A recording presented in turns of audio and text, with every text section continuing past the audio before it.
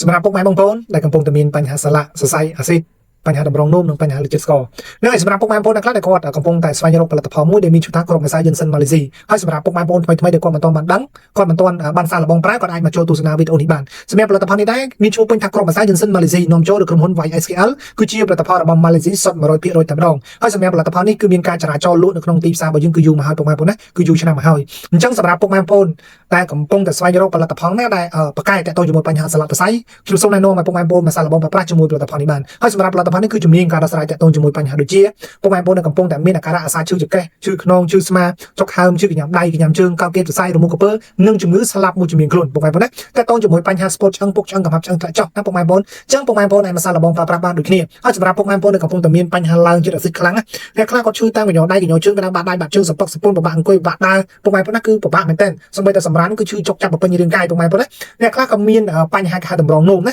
អ្នកដែលមានបញ្ហាតម្រងនោមនោមញឹកនោមឈឺនោមក្តៅនោមអ៊ូនោមសានោមស្រកទៅនោមពពុះទៅនោមខាប់ណាទឹកនោមចែកចច្រយពិបាកមែនទែននឹងឯងដើរ